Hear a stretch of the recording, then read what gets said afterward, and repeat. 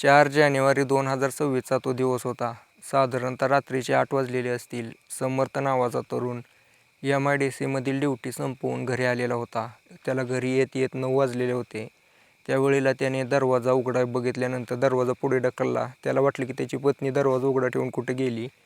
किचनमध्ये बघितलं, किचनमध्ये नव्हती. आता त्याला वाटलं की रूममध्ये जाऊन बसली असेल. थोडा कंटाळा आला, त्यामुळे विश्रांती घेत असेल. तो रूममध्ये गेला. त्यावेळेला त्यानं जे दृश्य बघितलं त्याच्यावरती त्याचा विश्वास बसेना. त्याची पत्नी आणि त्याचा जो मित्र आहे, एकदम जिगरी मित्र, तो त्या मित्रासोबत कामाला जायचा, शाळा पण त्याच्यासोबतच शिकला. या मित्रानेच याच्या बायकोसोबत संबंध बनवताना या समर्थनं बघितले. आता एकीकडे बायको होती, एकीकडे जिगरी मित्र होता. त्या रात्री त्या समर्थने त्याचा मित्र रोहन, त्याची बायको निर्मला या दोघांसोबत भरपूर वाद केला. शेवटी त्याची बायको निर्मला रोहनचीच बाजू घ्यायची.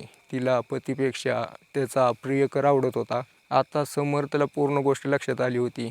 त्या समर्थने त्या रात्री त्या रोहनला तिथून पाठवून दिले. त्याच्या लक्षात आलं होतं की मी काही जरी बोललो तरी हिला काही फरक पडणार नाही. दगडाच्या पुढे डोकं आपटून घेतल्यासारखं आहे. त्यामुळे तो शांत बसला. त्याला माहिती होतं की मी जर काय म्हणलो तर हे दोघं माझा काटा नक्कीच काढतील. आजकाल परिस्थिती तुम्हाला माहितीच आहे मित्रांनो. आता हा समर्थ तर शांत बसला, पण ज्या वेळेला पण समर्थ तिच्या पत्नी निर्मलासोबत संबंध करायला बघायचा, त्यावेळेला ती त्याला म्हणायची की तुझ्यात आता दम राहिलेला नाही. तुझ्या मित्राला बोलव, तो करेल, तो चांगल्या प्रकारे करतोय, नाहीतर दोघं तर करा. आता हा सरळ सरळ त्याच्या मर्दांगीवर शक घ्यायचा. त्याला असं कोणीतरी शिव्या देत असल्यासारखं वाटायचं. एकदम हे शब्द काळजाला भिडायचे. समर्थ सहन करत होता, सहन करत होता. पण काहीच दिवसानंतर त्याचा मित्र जो आहे रोहन, त्याचा ॲक्सिडेंट होतो आणि तो त्या ठिकाणीच निघून जातो, जग सोडून जातो. त्यावेळेला पोलिसांच्या पाशी केस जाते. ॲक्सिडेंटची केस होती. पोलिसांना वाटलं की पहिल्यांदा तर अपघात आहे, पण ज्या वेळेला त्यांनी या घटनेची तपासणी करायला चालू केली, त्यावेळेला जे पुरावे समोर आले त्याच्याच आधारावरती पोलीस समर्थच्या घरी आले. घरी आल्यानंतर त्या पोलिसांनी समर्थला अटक केली, त्याच्या बायकोला अटक केली आणि पोलीस स्टेशनमध्ये घेऊन गेले. त्याच्यानंतर काय घडलं त्याच्याबद्दल मी तुम्हाला सांगणारच आहे, पण व्हिडिओ कसा वाटतो मला कमेंट करून नक्की सांगा. आता पोलिसांनी त्या समर्थला आणि त्याच्या पत्नीला विचारायला चालू केले की बोला, तुम्ही का मारलं या पोराला, रोहनला. आता हे दोघं तर काय बोलायला तयारच नव्हते. आता समर्थ म्हणायचं की माझा काय संबंध आहे, माझा मित्र होता, माझ्यासोबत कामाला यायचा, पण माझा काय यामध्ये संबंधच नाही. मी तर आत्ताच ऐकतो तुमच्याकडून की याला कोणीतरी मारलं. मला तर वाटलं की अपघातच आहे. पोलीस म्हणायला लागले की तू आता ना असं करू नको की माहीत नसल्यासारखं. आम्हाला पूर्ण माहिती झाली. तू जर नीट गुमानं बोलला तर तुला 3rd डिग्री देणार नाही, नाहीतर आमचे पोलीस बर्फाची लादी घेऊन तयारच आहेत. आता समर्थला माहिती होतं की लपवण्यात काही उपयोग नाही. समर्थने त्यावेळेला पूर्ण कहाणी सांगायला चालू केली. तर विषय असा आहे की या घटनेची सुरुवात 2018 पासून होते. 2018मध्ये समर्थ आणि त्याचा मित्र रोहन ग्रॅज्युएशन पूर्ण करून नोकरी शोधत होते. त्यावेळेला समर्थला MIDCमध्ये मॅनेजर म्हणून काम मिळालं होतं. 35,000 पगार होती. पण हा रोहन, त्याला अजिबात काम भेटलेलं नव्हतं. तो मोठ्या नोकरीच्या शोधात होता. पुण्याला निघून गेला. काही दिवस तिथं काढले, पण तिथं कंपनी तोट्यात गेली आणि रोहनला घरी यावं लागलं. रोहन समर्थपाशी येऊन म्हटलं की तुझ्या कंपनीत बघ ना काही लागतंय का.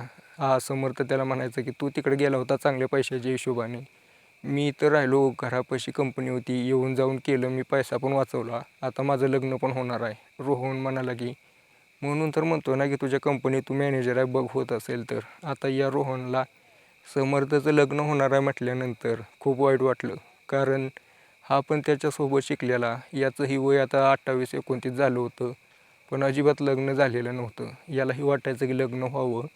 त्याच्या घरचे पण त्यालासाठी स्थळ बघत होते, पण गरीब परिस्थिती, वरून नोकरी गेलेली, कोणच पोरगी देणार होतं.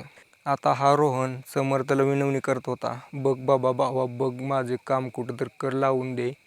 त्याच्या काळजाचं पाणी पाणी झालं. लहानपणीचा मित्र, जिगरी दोस्त असं बोलतोय म्हटल्यानंतर तो म्हणाला ठीक आहे, कंपनीच्या मालकाशी बोलतो मी, माझ्यापाशी काय एखादं काम असेल तर मी नक्की तुला सांगेन. 2-3 दिवसानंतर हा रोहन समर्थला अजून एकदा म्हणतो की बघ काम आहे का.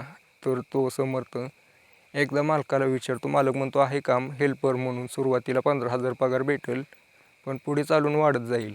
आता रोहनला सांगितल्यानंतर रोहन म्हणतो नसल्यापेक्षा तर बरं आहे, ठीक आहे, मी तुझ्यासोबत यायला लागतो उद्यापासून. आता या समर्थने त्याच्या मित्रासाठी नोकरी तर शोधून दिली होती. आता त्याच्यासोबत रोज यायला लागला होता MIDCमध्ये कामाला हा मॅनेजर आणि तो हेल्पर होता. आता हेल्पर मॅनेजर मित्र आहे म्हटल्यानंतर काम कमी करायचा रोहन, पण चालून जायचं. आता थोड्याच दिवसानंतर त्या समर्थचं लग्न ठरलं निर्मलासोबत. निर्मला दिसायला एकदम सुंदर, सुशील, गावात राहणारी पोरगी. या समर्थला आवडली. दोघांचं लग्न झालं. थोडे दिवस तर आनंदाने गेले. ही निर्मला जी आहे गावाकडली पोरगी ज्या वेळेला शहरामध्ये आलेली होती त्यावेळेला ती अशी काही बावरली ना. तिला एकदम स्वातंत्र्य मिळालेलं होतं आणि हा समर्थ खुल्या विचाराचा. तिला कसलीही अडचण नव्हती. दिवसामागं दिवस जात होते.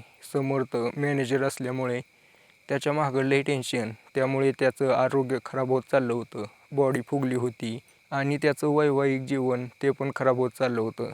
हा समर्थ कामाचा जास्त स्ट्रेस घ्यायचा, त्यामुळे त्याचं जे आता हत्यार आहे ते पण आता केळासारखं खाली झोपायला लागलं होतं.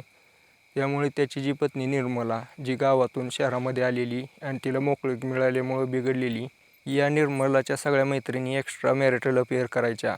त्यांच्या बघून आता हिच्या मनामध्ये इच्छा व्हायला लागली होती की तिने करावं तसं. पण शेवटी एक इज्जत होती तिच्या घरी, सासरे सासू होते, त्यामुळे ती शांत घ्यायला लागली. दिवसामागं दिवस जात होते. याचं जे आयुष्य आहे ते खराबच होत चाललं होतं टेन्शनमुळं. त्याचा मित्र रोहन रोज त्याच्या घरी यायचा MIDCमध्ये कामाला जाण्यासाठी. त्याची ही आता ड्युटी वाढलेली होती. 25,000वर पगार गेलेली होती. समर्थची 40 झालेली होती. हा जो रोहन आहे ज्या वेळेला पण घरी यायचा त्यावेळेला या निर्मलावरती लक्ष ठेवून असायचा. त्याला माहिती होतं ही निर्मला एकदम दिसायला सुंदर दिसते, हिच्यापाशी मेळ लागू शकतो. त्याचं स्वतःचं तर लग्न झालेलं नाही गरीब परिस्थिती असल्यामुळे, आणि निर्मलाची नजर बघून या रोहनलाही वाटलं होतं की मेळ लागतोय. दोघांमध्ये हळूहळू नजरेला नजर भिडली आणि दोघांमध्ये हे बोलणं चालणं साधं चालायचं ते आता कधी प्रेमामध्ये बदललं त्याचा अंदाज दोघांना पण आलेला नाही. एक दिवशी ही निर्मला त्या रोहनला म्हणते की तू माझ्यासोबत संबंधामध्ये ये, तुझाही फायदा होईल, माझाही फायदा होईल. तुझा फायदा असा होईल की तुला एखादी स्त्री भेटेल आणि मला तर असा फायदा आहेच की त्याचा माझा पती आहे, तो जास्त वेळ करू शकत नाही, माझी संतुष्टी होत नाही, ती मला फायदा होईल. आता दोघांनी शरीराची गरज ओळखून संबंधामध्ये आले. याबद्दल त्या समर्थला कसलीही माहिती नव्हती. ज्या वेळेला पण समर्थ कामावरती जायचा त्यावेळेला आता हा रोहन घरी राहायचा. त्याने ड्युटीची टाईम बदलून घेतला होता. ज्या वेळेला समर्थ गेला त्यावेळेला हा नाईट ड्युटी समर्थच्या घरी करायचा. त्याचे आईवडील आता एक्सपायर झालेले होते. त्यामुळे या रोहनला मोकळंच वातावरण होतं. अजूनपर्यंत समर्थला मूलबाळ नव्हतं. आता या समर्थला थोडी थोडी कुणकुण लागली होती त्याची पत्नी आणि रोहनबद्दल, पण तो काही बोलत नव्हता. एक दिवशी मी जसं सांगितलं तुम्हाला 4 जानेवारी 2026ला या समर्थने बघितलं त्या दोघांना. त्या दिवशी त्या दोघांना खटकवलं. पण या दोघांचं जे प्रेम होतं असं वाटायचं की कुणीही त्यांना वेगळं करू शकत नाही. या दोघांनी भेटणं, संबंध बनवणं बंद केलंच नाही. हे समर्थला सहन झालं नाही. त्यावेळेला या समर्थने निर्मलाला धमकी दिली की तू जर माझ्यासोबत असं करायचं बंद नाही केलं तर तुझ्या बापाला सांगेन, तुझ्या आई बापाला सांगेन, बदनामी करेन, त्यांच्या विरोधात केस टाकीन. त्यावेळेला निर्मला घाबरली, वडिलांना घाबरत होती आणि त्यावेळेला म्हटली की आता नाही करत, मला एक चान्स द्या. पण बेकार वळणाची बाई ती बेकार वळणाचीच. ती काही शांत बसली नाही. रोहनसोबत संबंध बनवायचे. आता या समर्थने शेवटचा निर्णय घेतला. त्याने विचार केला की एक तर याला संपवायचं रोहनला, नाही तर एक तर मी तर संपवतो. पण म्हटलं मी का जाऊ, याला संपवतो ना. ज्या वेळेला असा विचार त्याचा कन्फर्म झाला त्याने एक भाड्यावरती माणूस बोलवला जो की रोहनला संपवणार होता. थोड्या दिवसानंतर पूर्ण प्लॅनिंग करून त्या माणसाने रोहनला ॲक्सिडेंट घडवून आणला. त्या ठिकाणी त्याचा जागीच मृत्यू झाला होता. ज्या वेळेला पोलिसांनी तपास केला त्यावेळेला पूर्ण घटना उघडकीस आली. तर मित्रांनो बघा, अशा काही घटना आपल्या आसपास घडत असतात. या घटनांपासून आपण दूर राहिलं पाहिजे. बाकी व्हिडिओ कसा वाटला मला कमेंट करून नक्की सांगा. आवडला असेल तर लाईक नक्की करा.